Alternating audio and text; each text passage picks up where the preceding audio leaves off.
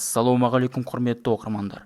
Жалақы мен стипендия өседі. 2023 жылы дәрігерлер, педагогтар, құтқарушылар мен әскери қызметкерлердің жалақысы қанша болады?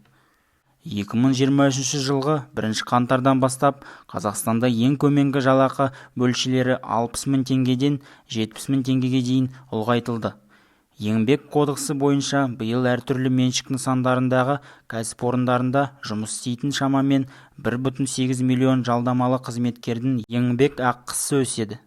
Жалақы деңгейінің белгілеу кезінде ең төменгі жалақы көрсеткішін пайдаланылатын ұйымдар қызметкерлердің жалақыларын арттыру мәселесін қайта қарайды.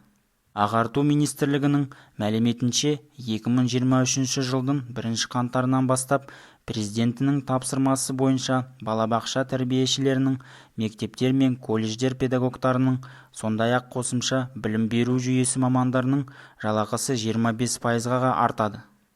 Премьер-министр сайтында жалақылар мен әлеуметтік төлем стипендиялардың өсетіні жарияланған. Педагогтердің жалақысы 2020 жылғы қаңтардан бастап жыл сайын 25%-ға, 2022 жылғы қаңтарда тағы 25%-ға өсті. Осылайша мұғалімдердің жалақысы 2 есе өсті.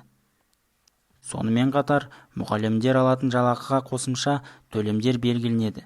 Бұл біліктілік санаты үшін лауазымдық жалақының 30%-дан 50%-на дейін, магистр дәрежесі үшін пәндерді ағылшын тілінде жүргізу, дәптерлерді тексеру, сынып жетекшілігі және тәлімгерлік үшін қосымша ақылар, деді Қазақстан Республикасының қаржы және бюджеттік жоспарлау департаментінің директоры Ғалымжан Молдаш. Педагогтердің жалақысы оқу жүктемесіне, білім деңгейіне, біліктілігінің болуына, жұмыс өтіліне, магистр дәрежесінің болуына және басқа да қосымша төлемдерге байланысты есептеледі. 2023 жылы дәрігерлердің орташа жалақысының 30%-ға, яғни 531 мың теңгеге дейін, орта медицина қызметкерлерінің айлығын 20%-ға, 250 мың теңгеге дейін ұлғайту көзделген. 2023 жылғы 1 қыркүйектен бастап студенттерінің стипендиялары 20%-ға, магистранттар мен докторанттардың стипендиялары 15%-ға көтеріледі. Қазақстан Республикасының қарулы күштері әскери қызметкерлерінің лауазымдық жалақысы 2023 жылы орта есеппен 60%-ға артады. Сондай-ақ Қазақстан Республикасының қарулы күштерінің арнайы мақсаттағы бөлімшелері әскери қызметкерлерінің жалақысын 20%-ға артыруды күтіледі. Үкімет 2023 жылғы 1 қаңтардан бастап ақ және ұлттық ұланның ұшу құрамының лауазымдық жалақысын көтеруде.